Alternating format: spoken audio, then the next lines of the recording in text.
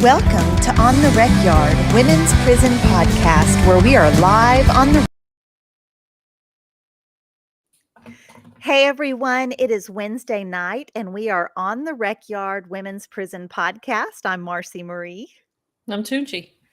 Toonchi, look at you, on time, ready to rock and roll. Did you notice my hair? I did not. Well, golly. What's happening? Did you get a haircut? Is that I what got I'm a supposed to haircut. be? I got it edged up a little bit, got it cleaned up. It's grown. Look how thick it is now. It's growing back from when I shaved it bald, remember? Yeah, you did that Sinead O'Connor thing, and I just see that it's growing out, and I apologize that I haven't noticed, but you know what? I think you've been wearing hats lately. I have to cover up that it needed a haircut. You know how it goes. Does Brittany do that? Does she wear a hat when she needs a haircut? Sometimes she does. Usually she just complains. Oh, well, that sounds like Brittany. Yeah. We have a good show tonight, y'all. We're talking about and how fitting with the weather that we're having in Texas this next couple days with Winter Storm Cora is her name, I think. Cora is coming through. And so we're talking about how incarcerated Texans deal with extreme temperatures on the cold end. We talk about summers a lot. We're going to talk about how it really goes down in the prison system this time of year, or when these storms come through. I see y'all in the chat already. I appreciate your support. I see Justice 23. He did time in Texas men's prisons, and you can follow him on his social media platforms. He talks about his experiences. Lori, I see you. Niala, I see you. Lady Amnesty, AIC's advocate, Julie, welcome to the show. Thank y'all so much. Thank you for liking the live.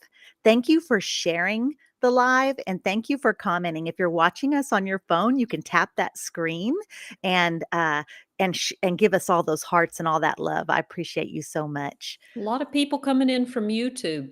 I'm very proud of y'all because it's getting the time's ticking that we're fixing to just send it right on to our YouTube On the Recyard channel. We gotta rein it now that everybody knows what's going on. Now we gotta herd the cats into one place. Yes, big facts. And I do see y'all coming in hot on YouTube, and I appreciate that very much. Well, we are going to get to the show, but before we do that, hey,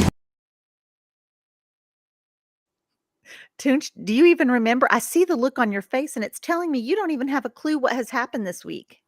Okay, so what have I done over the past week? Well, I didn't do much this weekend. Last week, was January 1st. It was New Year's. What did I do? I went to sleep on the couch with the cat.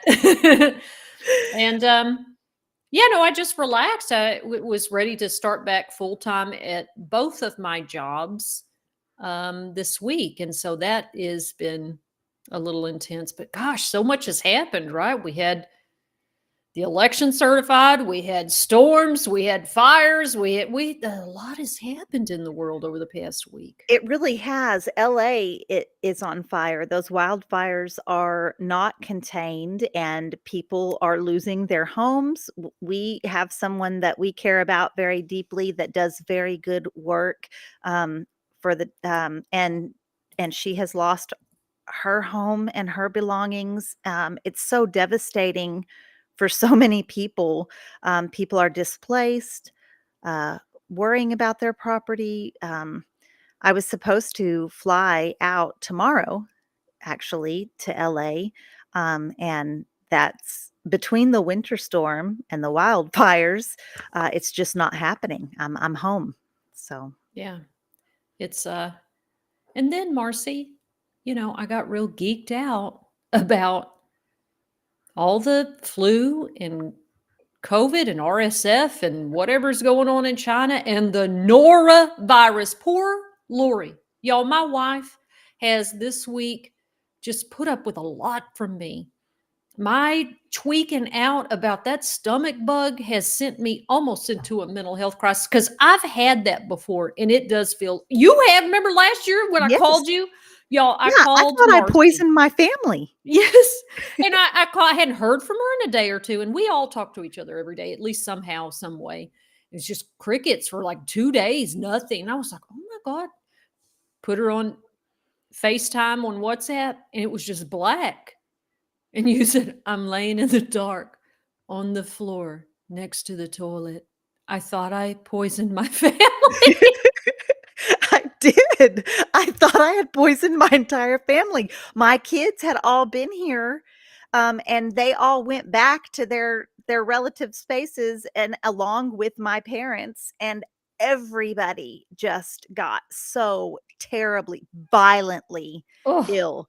And so, yeah, that stuff is going around. So, like the hand sanitizers, washing your hands, all of those good things. The toddler's school was closed today because people were sick, and so he stayed home. wanna tell you something, though. In my deep diving this weekend, when Lori was like, "I can't do this with you anymore," is that I investigated every product I could find. And guess what? Hand sanitizer doesn't kill norovirus. Only bleach and hydroperoxide do, and Lysol if you use a whole bunch, but you have to leave this stuff sitting for 5 to 10 minutes. And I'm like, "Oh Wow. my god." Then I went out with friends last night just to see somebody that was in town, and I pulled out my little baby hand sanitizer. It's my little, what do you call it? My little blankie, you know? Mhm. And so I went to use it, and, my friend said, "Oh, can I get some?" I said, "Honey, this is bleach." And they were like, "What?" "No, you cannot wash your hands with bleach." I said, "Look, in prison, we used to bathe with watered down Yeah, bleach." I'm yeah. not saying it's right. I don't have to live that way anymore, but it's my go-to. Like, I am traumatized.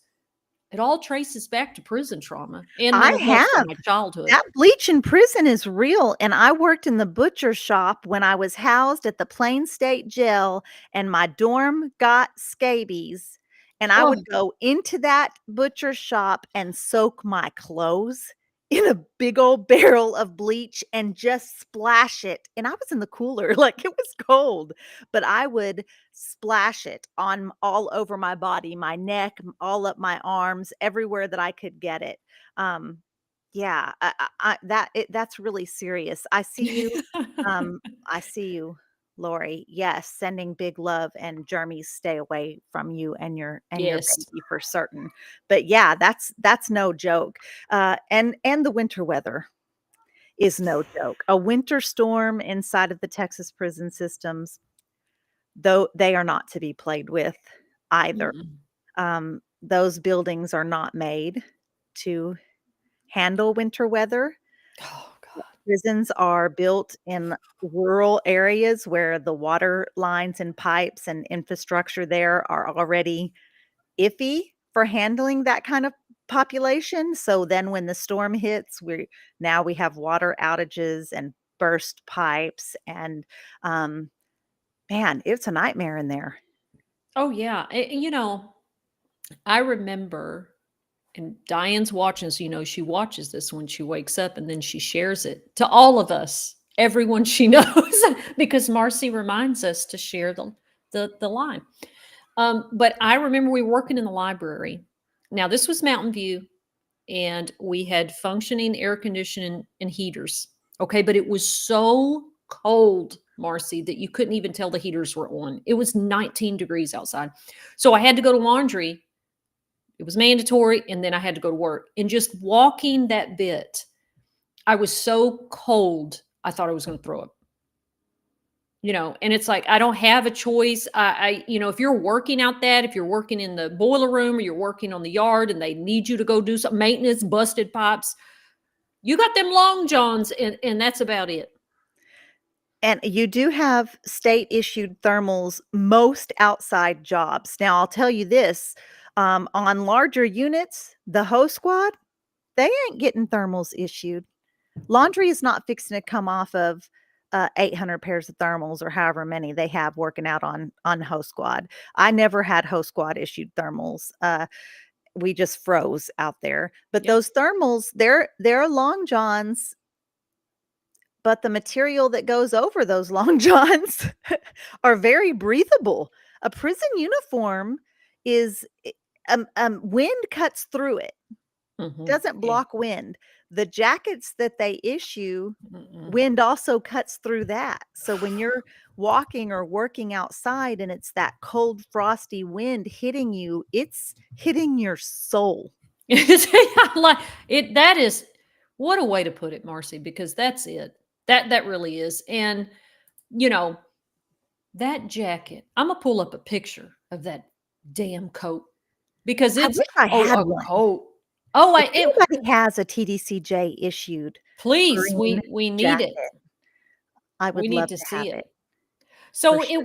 it would look like, oh, a puffer jacket, right, at first glance. Oh, no, no, no. It's designed that way, and inside is like this very thin, cheap, kind of stretched out cotton that would normally, those puffer jackets are, packed with filling, very thin. Insulation. Yes. So this is very thin, right? It's essentially a double the strength of a windbreaker. That's it. And I don't know, did y'all ever have this when y'all had inclement weather, where y'all weren't allowed to wear your hoods? I have so on the Dr. Lane Murray unit, that was never an issue, wearing your hood. Like, I never that nobody ever told me you couldn't. Now, you couldn't wear your hood in the building. Okay, yeah. So which was kind of frustrating because I'm telling you, it's cold enough when you sleep, you would want it over your head as much as you could. Like, I would remember putting socks around my ears trying to keep my head warm, um, laying in bed. But when I was at the psych hospital, I spent like Mm, 6 months there at on the Skyview unit, and men and women are on that unit, and we weren't allowed to wear our hoods.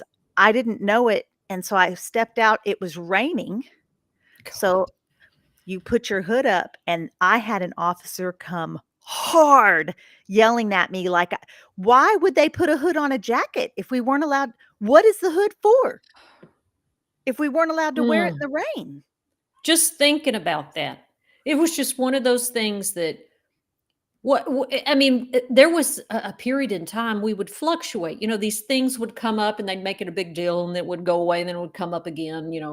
And the hoods, which by the way, y'all, the hoods are not like, you see how I have a hoodie and it's thick, and this was literally the thinnest part of the jacket. So you put it on just to have a little protection but it is thin.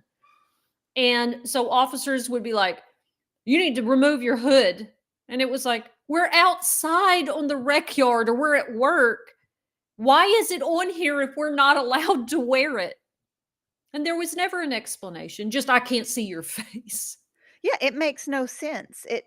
I mean, if the policy for safety measures is that people's heads can't be covered even in freezing cold rain or anything else, then we should be notified. But as you can see in the picture, for those of you that are watching, you can see that there is a hood sewn in to Yeah. this jacket. And Mhm. you can also, I love that you picked this picture Mhm. because you're literally showing, like, an older one that thread is missing from, Yep.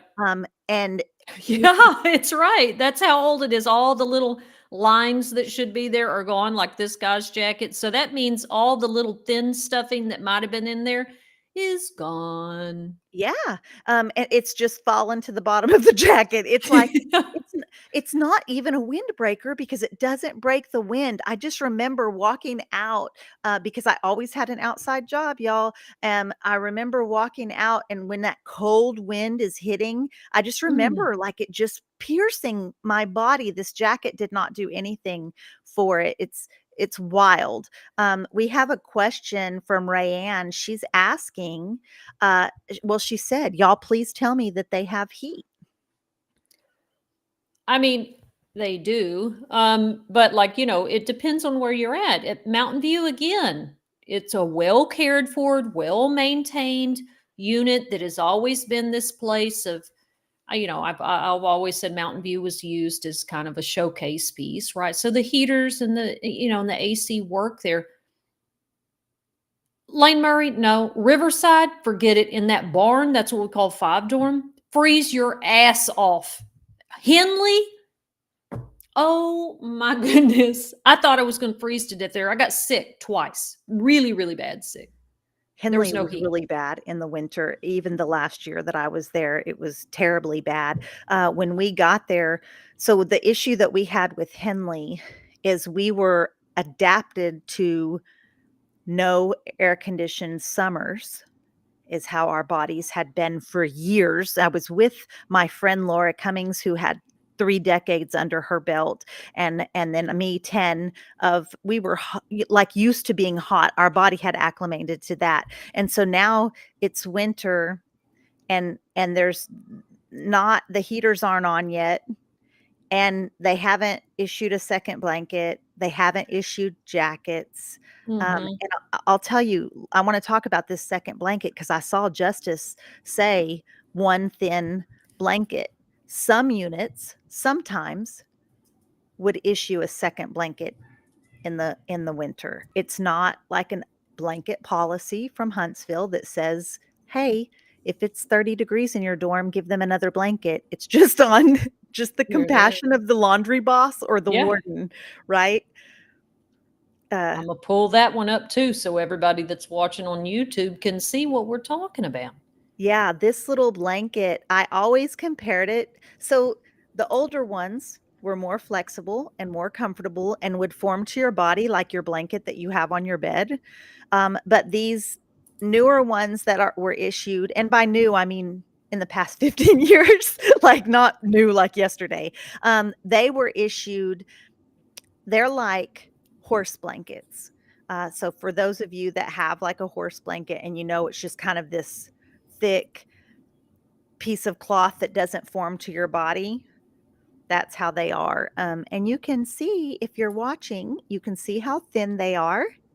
You can imagine how cold you get when it's cold outside. That means it's cold inside of those buildings.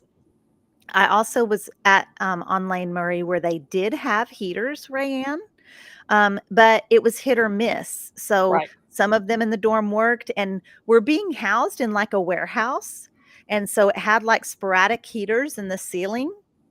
And it just was hit or miss. Honestly, unless you just slept right under that heater You're not and going to you feel it. didn't notice it. Uh, I remember spending winters like completely dressed, thermals, my uniform on, jacket on.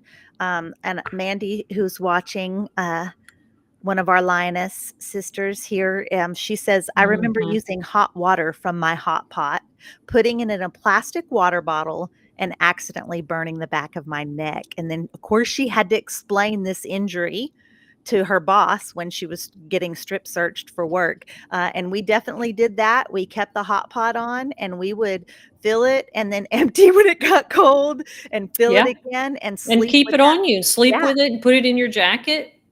absolutely.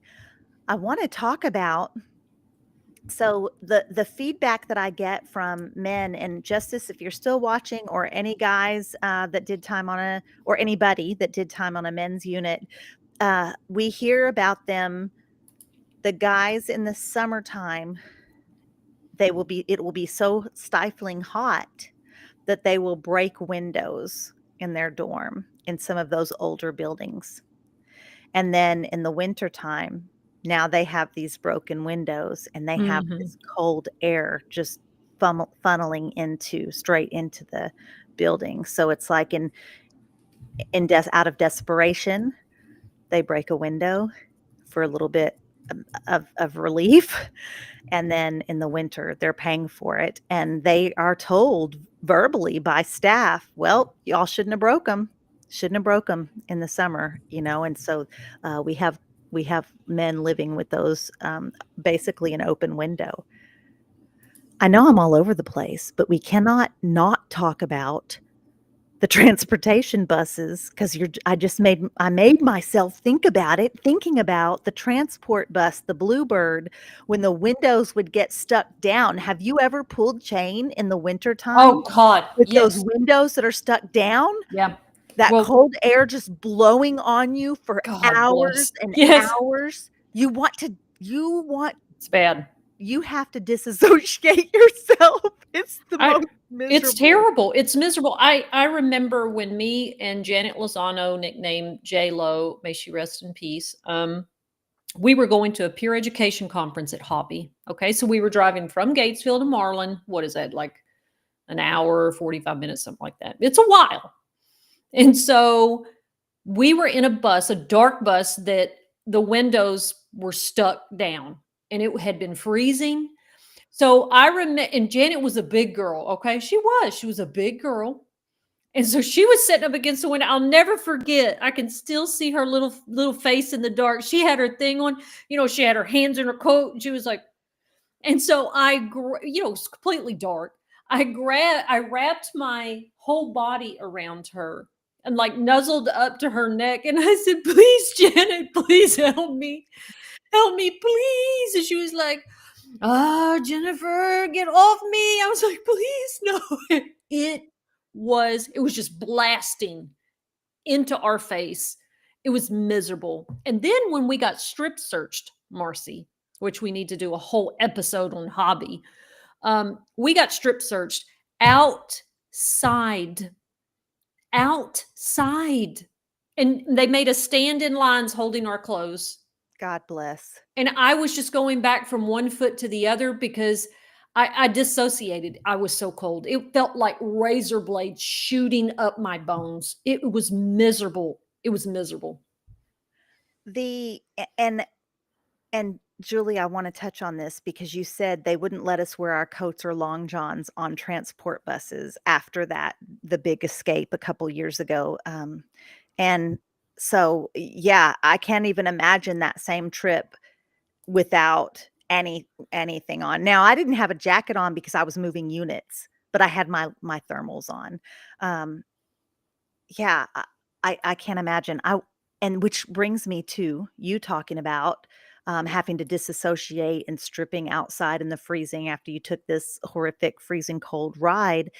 The most miserable, and I have had some rough times in the penitentiary. I didn't do my time easy. I mean, I've slept on the dirty floor with feces on the wall in at the crisis management center for weeks at a time, not bathing, not brushing my teeth. Like, I've been there, right?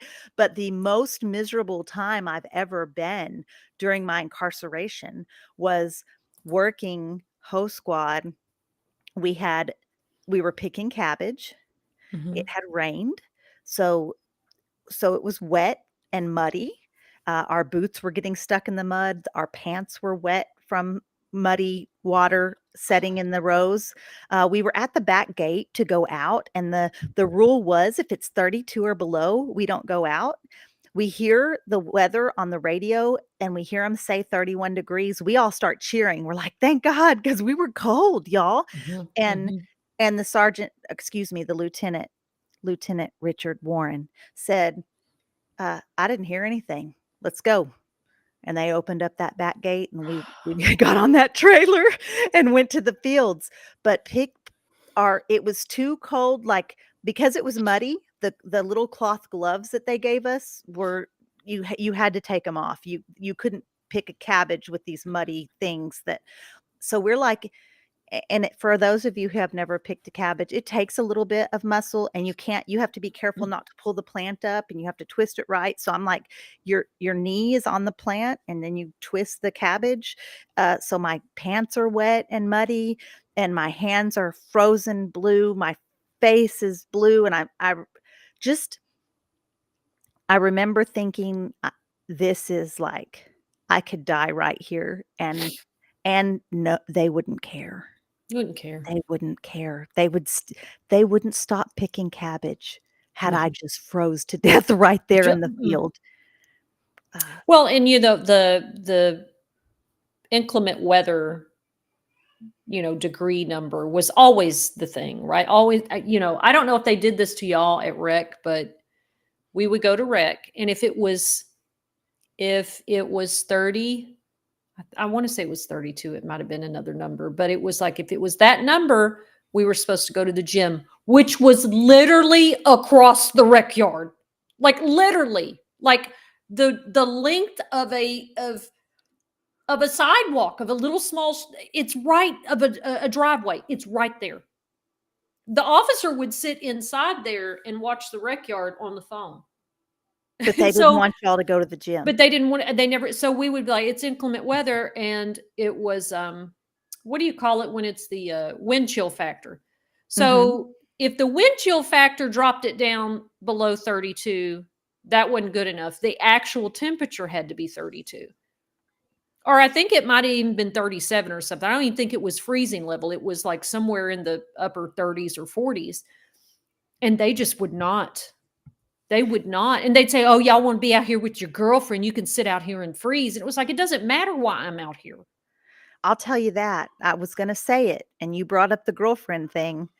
No matter how cold and windy it was, I was out on that rec yard Yeah. with Brittany Pekorski talking through, we weren't even on the same rec yard. We were talking through the fence, and we weren't allowed to talk through the fence, so we could only get a few words in while the officer was turned around or walked around a little bit, Yeah. and then the officer would come back, and we'd just pace back and forth and look at each other, freezing our little tails off, God bless. But I married that girl, so I guess it was Well, worth it. I love that for y'all. I went 5 years on that rec yard with Lindsay. I almost said your last name, Lindsay, but if you're watching, 5 years, 5 long years, every winter. And if I even hinted at, do you not want to go tonight? Or it's kind of cold. Do you want to go in at halftime? It was, What you mm-mm. gonna do? Who you talking to inside? Oh, Why you you don't don't want to wanna see come me. out and It, see it me? was, I would, oh my God. So I would bundle up, and take my ass out there and just be sitting there freezing to death. And it didn't work out for us. And now other girlfriends too, I did. Thank God when I had girlfriends in the dorm. Whew, what a joy that was. We were bundled up during winter time because the I heat worked at Mountain View. I'll tell you though, it didn't work out, but it did help you pass your time. It did, although when I try to give Serena advice, I said, "Girl, boo, listen to me. If I could take those 5 years and if I could have devoted it to learning Spanish better or German or teaching myself how to operate or do surgery from books, I wish I could. I wish I wouldn't have." But Lindsay, it was a good way to pass time, and she was important, and our friendship and relationship was needed at that time. I learned a lot through it, so all is not lost. You tell a lot of Lindsay stories. Well, I mean, we were together like 5, 6 years, and she was best friends with someone that I was an ex, and had asked me, "Just you can be with anybody, just not her when I leave." And what did I do? Jeezy Pete. I'm So that sorry. was the end of any even chances of friendship. Oh, well, no, we were mad at each other for a while, and then we were friends, and then, everybody's life works out the way it was supposed to, but I'm Well, trifling. I was trifling, Marcy, in a lot of dirty ass ways. I really was. God bless. I'm glad you're not that same person anymore for the most part. Tooch, what about what about the yard crew when they would have to salt the walkways? Oh, bless their hearts. They're going out in the middle of the night throwing salt down. And I don't know how you felt, but I always felt like I wish they wouldn't do that because it makes a muddy mess and the ice is only going to be there for a day or two. And now everything's messy and muddy.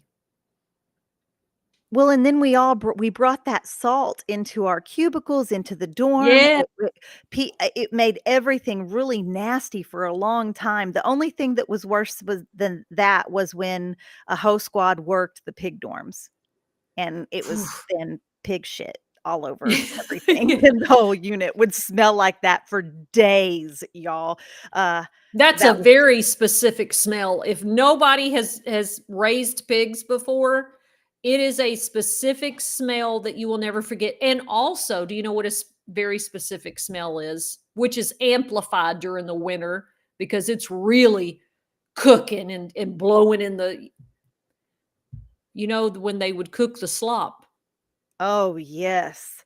So, yeah, for those of y'all that don't know, is behind the kitchen in the prison systems, well, Texas prison systems raise their own pigs, and the slop at the end of a chow and of end of a meal goes into slop barrels that then goes into this big contraption. What is that thing? That big metal.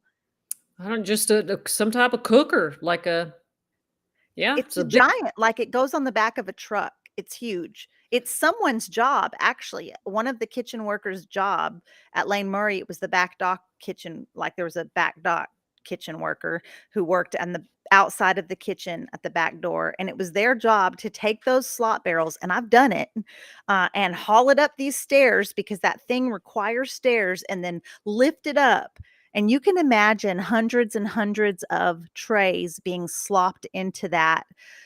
That was gross enough. Like, that was probably one of the top nasty prison things was those slop barrels, but yeah. then when they turn that thing on, Whew. God bless. And it starts cooking because you to feed it to the pigs, you have to cook it again, and it's a very specific smell.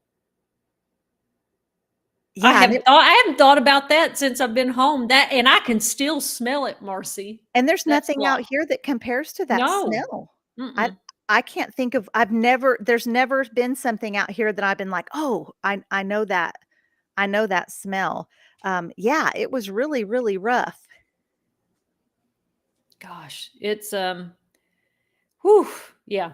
Well, and so those things are but let me tell you, when that heater's going now, if when that heater works, it's too high. I remember being in dorms where at Mountain View when the heater was on too high, and there's no way to cool off. It dries out your that's miserable in its own way. Randy, thank you for watching from YouTube. Randy says that slop is sold to a company that makes alternative fuel, and I'm gonna be Googling that. I really am, because I don't know about that, and quite possibly, I don't not believe you. I just don't know. Uh, but I will say we had a kitchen boss that kitchen workers at the end of their shift would have to slop the containers of leftover food into the slop barrels.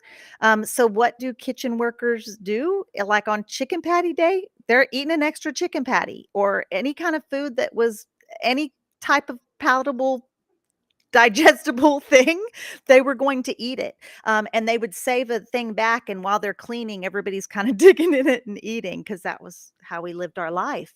Well, Mhm. she did not like this. Now, Miss Tarver, you're cool with other things, but you were wrong for this. You poured kitchen chemicals into those pans. So when they would stop serving chow, Mhm. and she would walk down the line and just pour chemicals so that we didn't eat out of those. But then we still slopped them. Well, and So if they were going to the pigs, then they got bleach and cleaner right? just to just it reminds me of it, and it was also a wintertime memory actually because I forget his name. I wish Diane remembers everybody's name. I don't know how she did that after 20 years, but was a big, kind of muscular, bald-headed white guy, and he just was like a bro guy, but he was kind of dumb. And so I remember looking out the window. Several of us were looking out our windows in the dorm, and it was gray and wintry outside, and he's just standing in the street, because they'd have officers posted up while you're doing chow or whatever. And he's stepping on pecans because we had pecan trees all over the unit. And it was a big deal. Don't pick up in pecan. No, y'all picking pecans. It's just a big deal. And he's out there crushing them with his feet. And Just destroying them because yeah, they would rather them be destroyed than us eat a dadgum pecan. Well, and so when we went to chow, someone said, "That was so nice of you. You were doing that for the birds so that the birds would, you know." He was like, "No, I make sure y'all didn't get them." And I was like, "How about thinking?" I didn't say it, Marcy. You know, how about you go yourself? Like, what do I mean? I just don't understand the level of petty. You and I are petty when we need to be, right? In reaction to someone being harmful to us or ours. But I've never been petty and spiteful just for the pure sake of just doing it. I don't get it. I never understood that.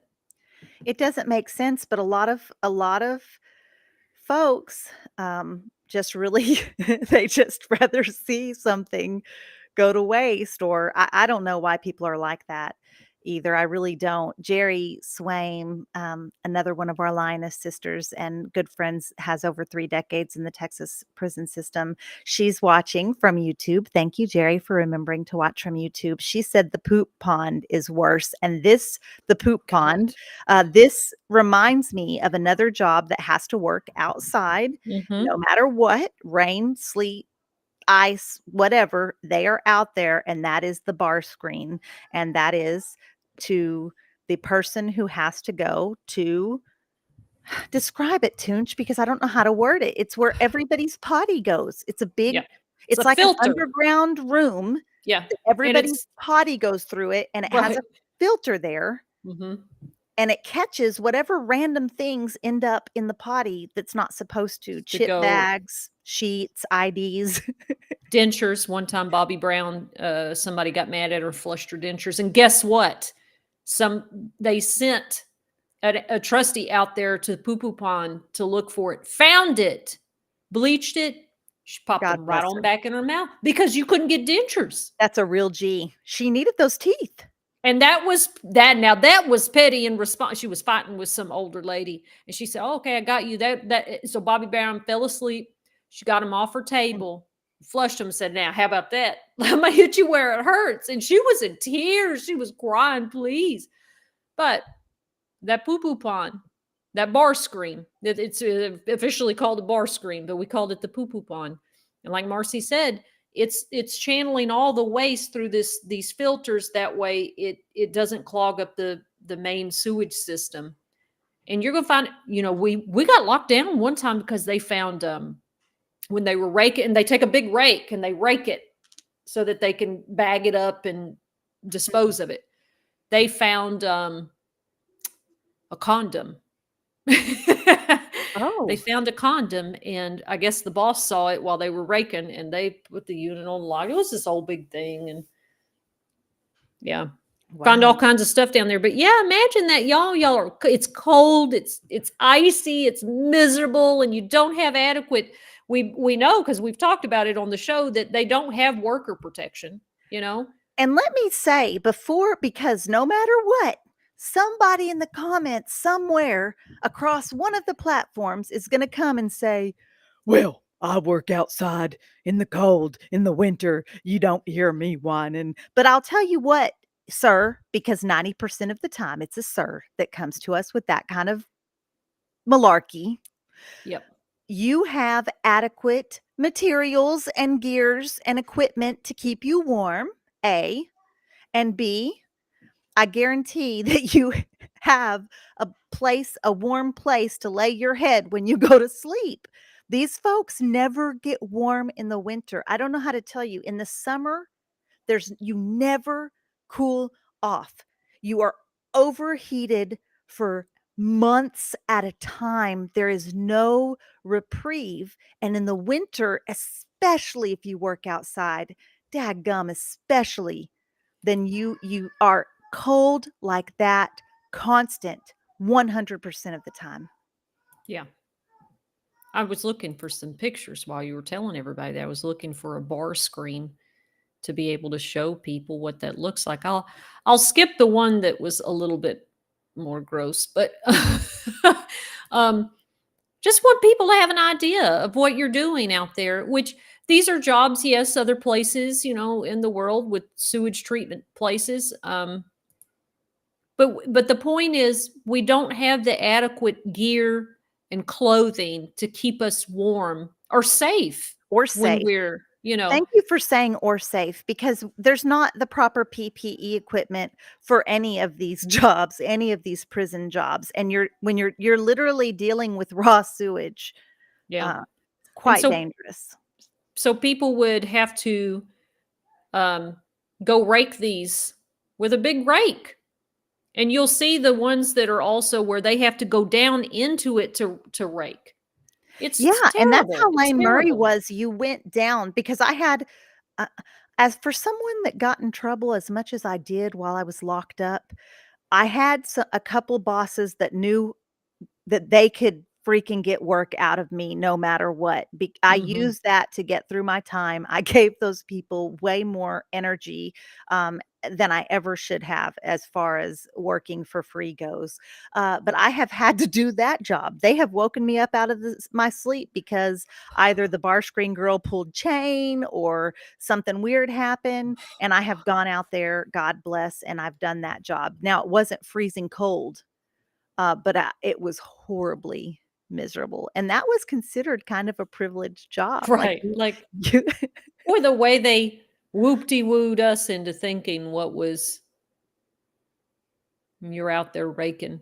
I mean, here's the deal. Somebody, yes, has to do it, but again, not being safe and not having the adequate protective clothes in extreme weather, whether it's, the heat or um Well, and you don't have a choice. That's see, I mean, that's a big thing. Involuntary servitude.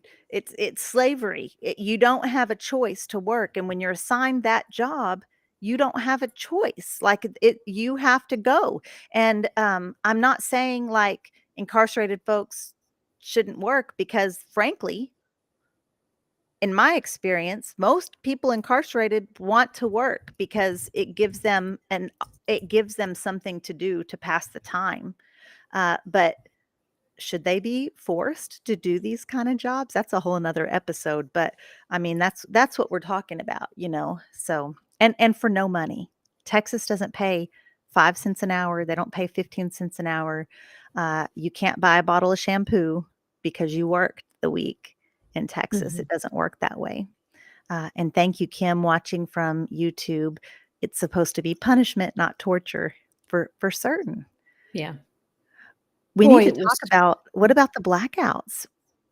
Hey, were you locked up in 21? You weren't, you were no, home. no, you were locked up, weren't you, when I the was in the winter storm? halfway houses, so Ooh. I was in the winter storm trying to leave Henley to go to the halfway house.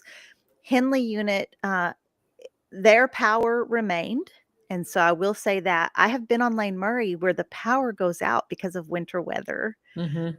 And that's that's a whole nother ball game.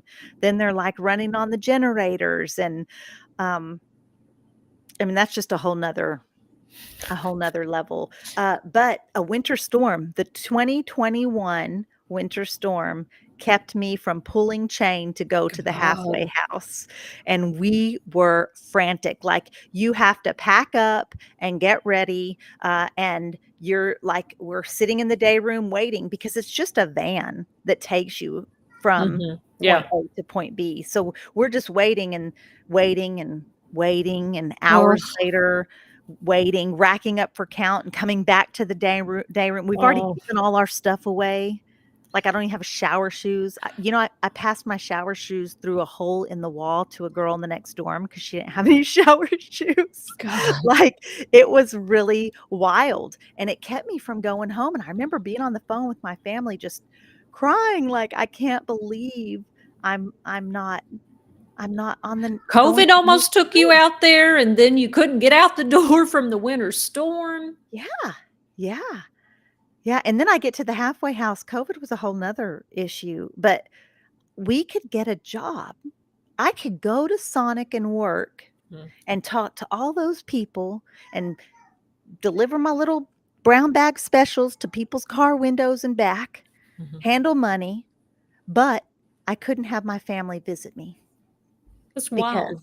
of We COVID. need to we need to do a whole episode on the foolishness and craziness of treatment program halfway houses. Now, I think halfway houses are all different, but But the ones that are a part of the state's substance use program, I was at the one in Beaumont, because I got released December 13th on Tay Tay's Day.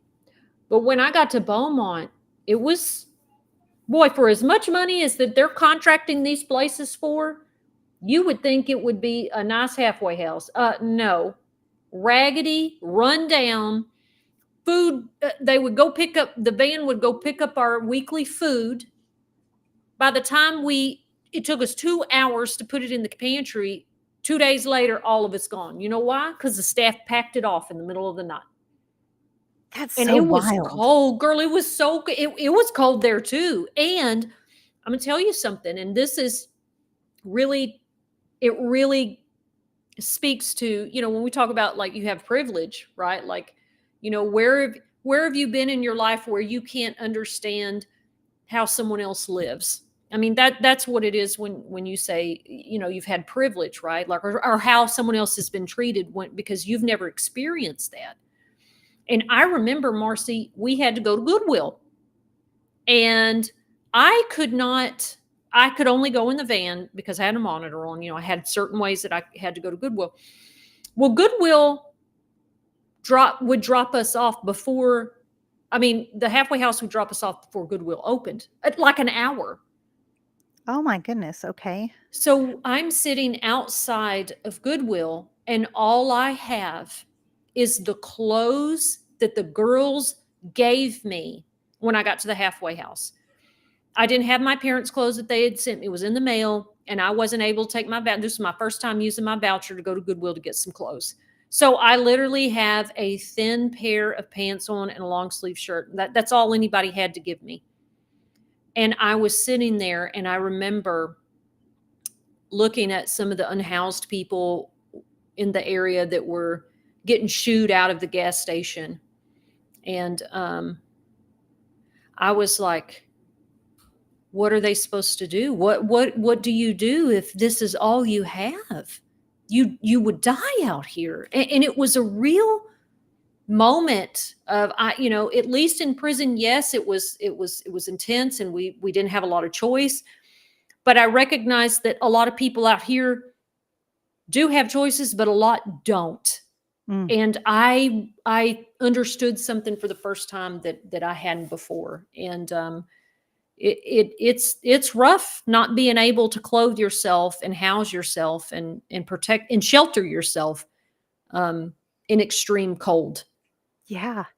Yeah, my wife is working a makeshift warming center in South Dallas right now, for unhoused folks, and they're packed. She said they're packed, and thank goodness, but that's not everybody. That's not Yeah. everybody, for sure. I was, thinking about other moments of just winter, and not necessarily like a winter storm like what Texas is facing the next couple days, and I think it's from Texas east. We're not the only ones. It just happens to, I keep saying Texas because that's where I'm at. Um, but we were at Henley, and I was working with the electricians, and we were actually running the wiring for the AC that they were putting in Henley, which is in now. And we were having to work like outside and in places that didn't have any kind of containment, or with, we were outside a lot. Well, our bosses had those little disposable hand warmers, Mm-hmm. and Mm-hmm. that you would break and it would stay warm for a while. Mm-hmm. And when we would leave for work, they would give them to us, and at work, to use at work, which they weren't supposed to. I'm quite sure. Yeah. These were contracted maintenance folks. They weren't even really TDCJ maintenance, I don't think. And it was a whole thing. It was a whole massive thing. One of the officers figured out that we had those in our pockets, and it was a mass, like people almost losing their jobs type, like free world people almost losing their free world job over those hand warmers. Right. It's such a, I bet you on a men's unit, that wouldn't have been such a big deal. It'd have been like, "What is this? Throw this away." But, it's another example of why is there always this disproportionate, outrageous, petty, weird, nitpicking way, that women's prisons, treat us.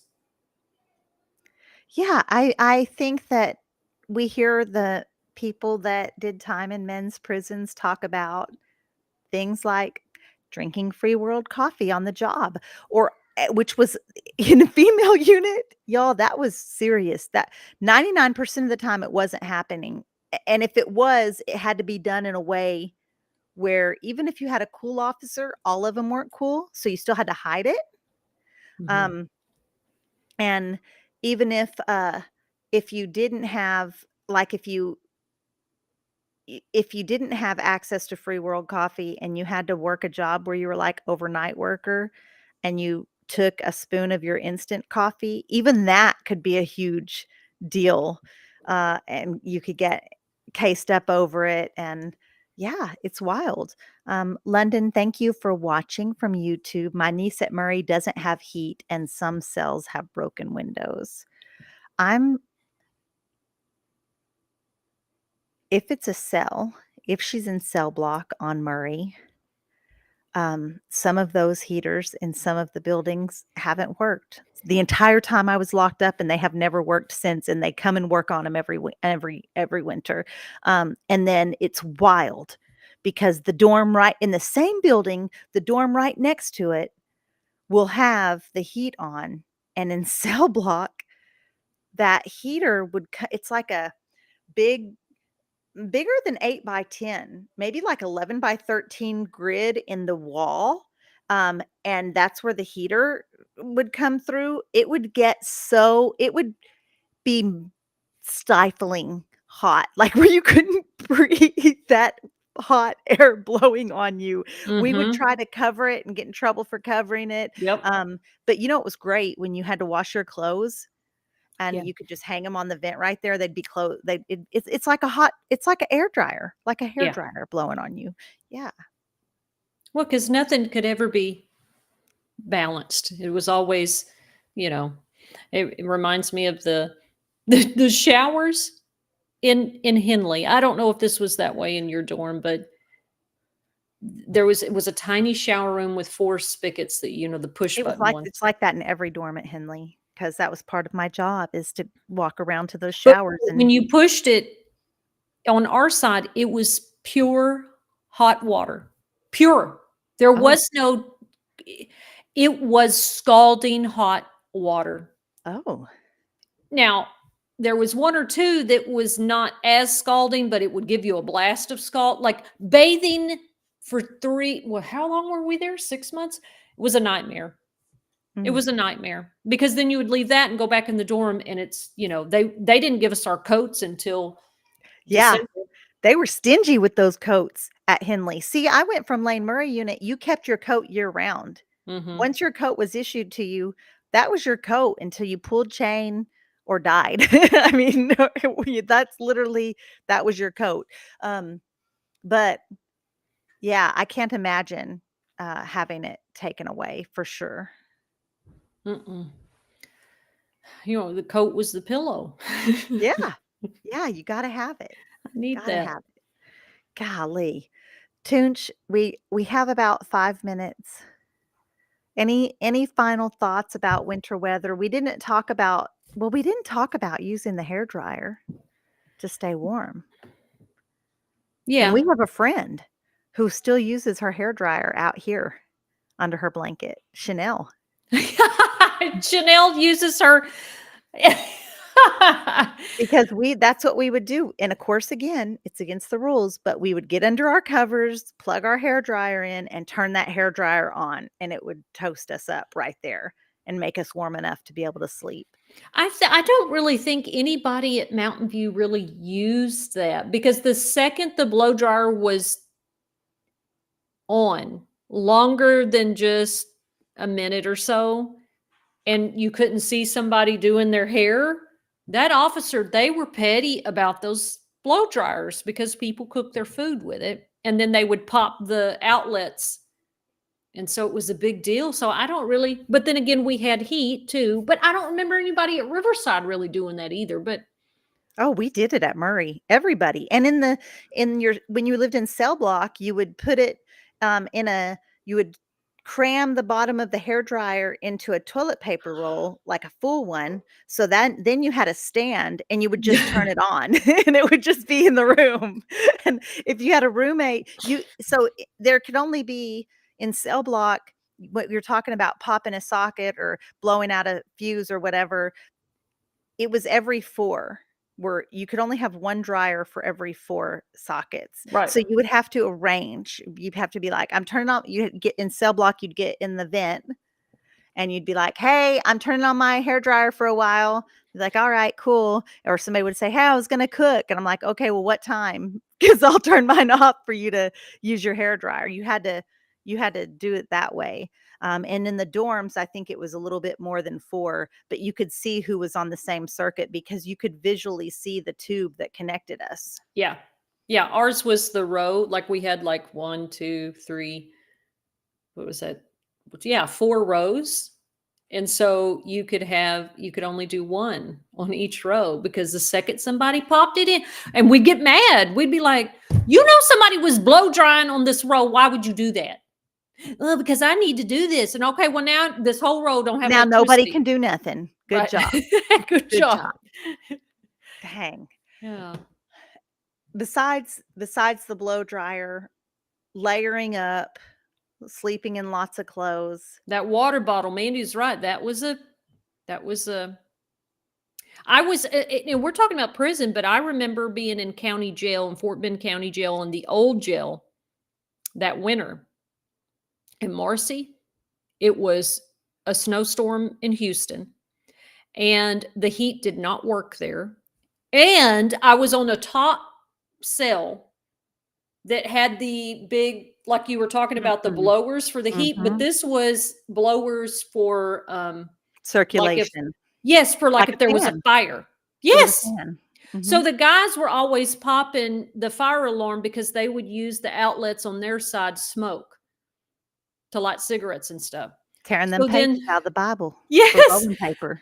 and that fire alarm would go off, and it would, and it would just be like, I got so sick there too. And the only thing we had, because the jail staff did not care, period, point blank. And I was in every bit of clothing. I would sleep under the bed with the mattress. And I had to have one of those bottles because we were just constantly filling them. And we had a microwave, and we'd microwave them, burn ourselves. And then you'd hold it for a while. It was freezing. And that shower was pure cold. Hey, that prison water bottle, hack, I've used it in real life. My aunt was over and her back hurt and I couldn't find a heating pad, and I took a old bottle and put hot water in it. I'm like, "This is how we did it in prison," and she rested it right there on her lower back, but, yeah, some of those hacks you can take. Um, thank goodness, I'm cold, I'm chilly right now because my desk is next to a window.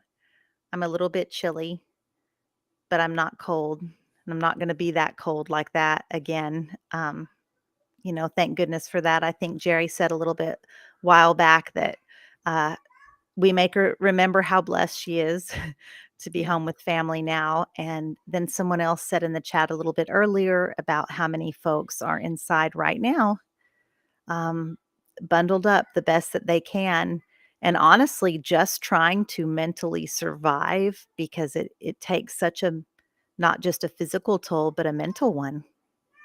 Yeah.